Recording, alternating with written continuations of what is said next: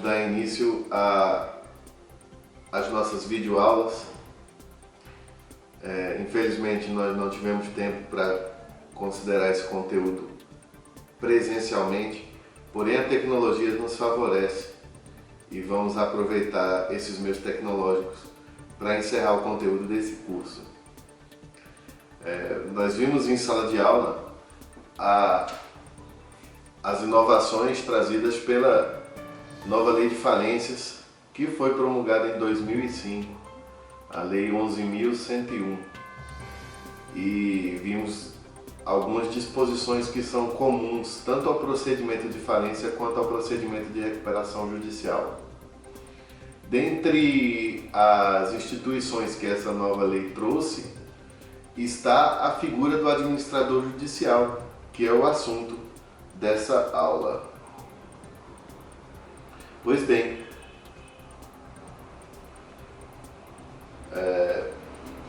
hoje nós vamos tratar da pessoa do administrador judicial.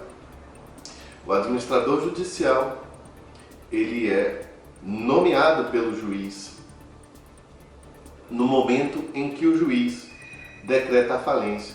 Isso está previsto no artigo 99, no inciso 9 da Lei de Falência.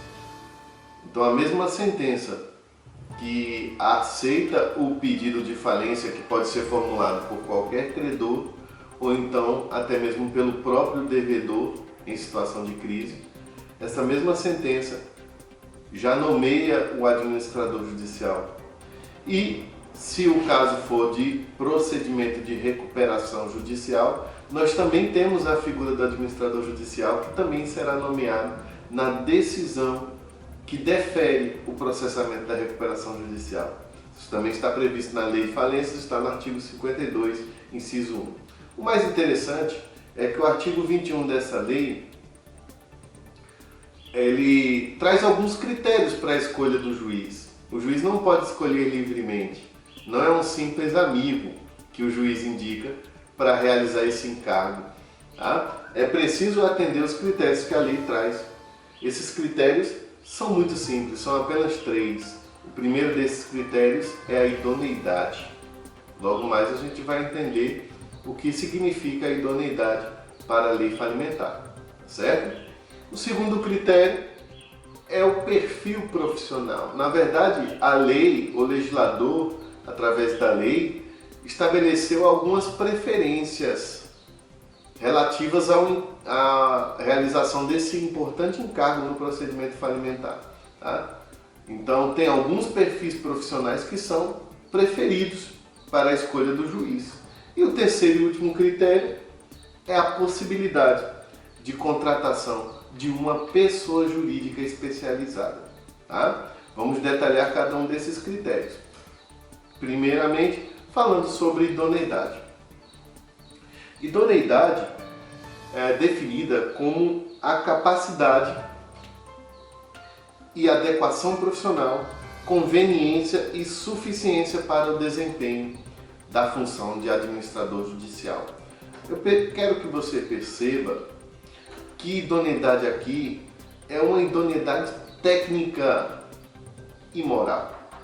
Tá? Não é uma idoneidade financeira. É importante a gente entender e distinguir essa diferença. Veja, tem algumas carreiras, como a carreira do profissional que é bancário, no qual se exige idoneidade financeira. A diferença é a seguinte: o profissional que é bancário, ele não pode ficar com o nome sujo na praça. Ele não pode estar respondendo uma ação civil de cobrança, por exemplo. Ele não pode ter o seu nome inscrito no cadastro de inadimplentes, no cadastro de emissores de cheque sem fundo, por exemplo. Isso é motivo suficiente para causar a sua demissão por justa causa. Tá certo? Da mesma forma como existem outras profissões que também requerem idoneidade financeira. A do militar, por exemplo. O militar ele não pode ficar devendo, tá certo? Então, essas leis específicas que exigem essas regras para essas carreiras, elas exigem idoneidade financeira. A pessoa ter um bom uso daqueles recursos financeiros que lhe chegam à mão, não ser uma pessoa insolvente ou pródiga, tá certo? Mesmo porque essas pessoas irão administrar patrimônio alheio. Patrimônio alheio. Não é isso que se exige do administrador judicial, embora ele também vá administrar patrimônio alheio.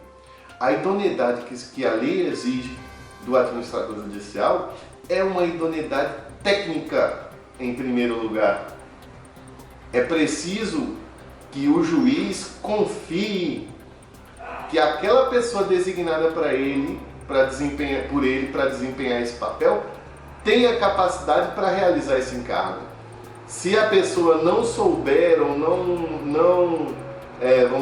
vamos dizer assim, não puder contribuir tecnicamente para a construção do processo falimentar, ele jamais será nomeado. Então isso é um detalhe extremamente importante. Além disso, existe também idoneidade moral, tá certo? Idoneidade moral. A gente tem um dispositivo no Código Civil que é referente aos administradores de sociedade, tá? Ele se refere a essa idoneidade moral que se exige do administrador judicial. Vamos dar uma olhadinha nesse dispositivo. Ele está no artigo 1101 do Código Civil. Deixa eu localizar ele aqui.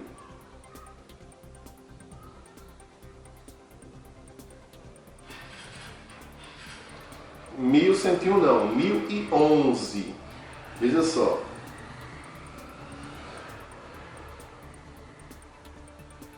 O administrador da sociedade deverá ter no exercício de suas funções o cuidado e a diligência que todo homem ativo e probo costuma empregar na administração de seus próprios negócios.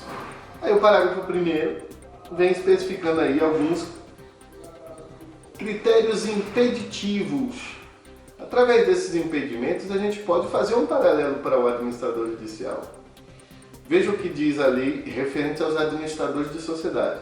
Não podem ser administradores, além das pessoas impedidas por lei especial, os condenados à pena que vedem, ainda que temporariamente, o acesso a cargos públicos. Olha aí. Ou por crime falimentar, de prevaricação, peita ou suborno, concussão ou peculato, ou contra a economia popular, contra o sistema financeiro nacional, contra as normas de defesa da concorrência, contra as relações de consumo, a fé pública ou a propriedade, enquanto perdurarem os efeitos da condenação. Então, esse é um parâmetro útil para ser utilizado a efeito de analogia, a efeito de comparação, com a nomeação que é feita pelo administrador judicial. Veja, se eu não posso escolher uma pessoa que passou por essas situações ou que está ainda sentindo os efeitos da condenação, por ter praticado uma conduta enquadrada com um crime dessa natureza, eu não posso escolher essa pessoa para o desempenho de um encargo tão importante como o administrador judicial. Por que então o administrador de uma sociedade? Por que então eu iria escolhê-lo para administrar judicialmente uma empresa, que provavelmente pode ser uma sociedade, tá? Uma empresa que está em processo de encerramento por ter mergulhado numa situação de crise, como é o caso do processo falimentar. Ou então que está em uma situação de crise e quer se reerguer, como é o caso da recuperação judicial. Então, eu acredito que isso não está na lei, né? Que o juiz ele também deve atender a esses critérios, tá? Evitar nomear para desempenhar esse importante papel uma pessoa que esteja na mesma situação. Na mesma situação. Tá certo? Pois bem,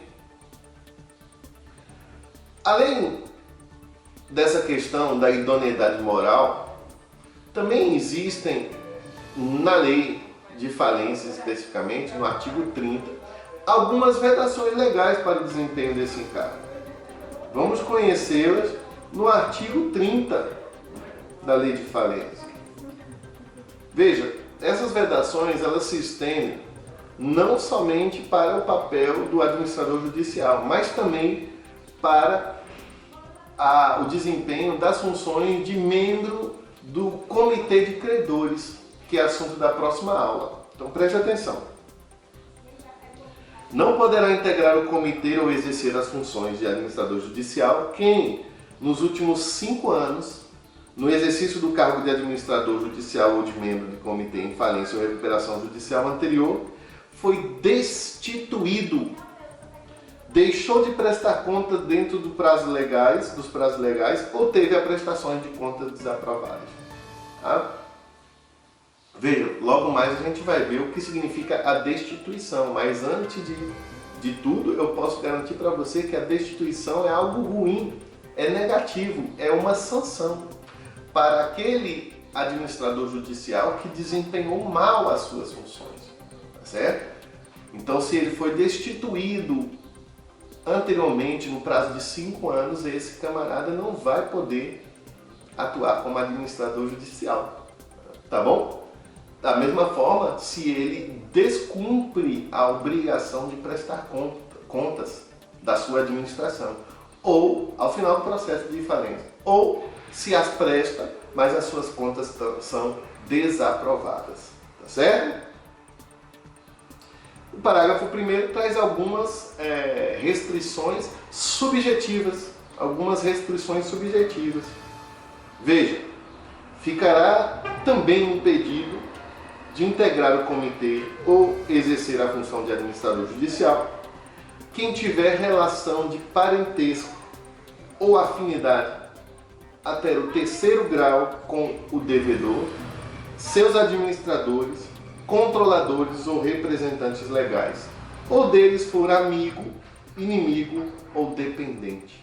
Essas pessoas que têm um liame subjetivo com o devedor ou com essas pessoas relacionadas à sociedade empresária que está passando pelo processo de recuperação ou pelo processo parlamentar, elas também ficam impedidas, obviamente, de exercer esse importante encargo.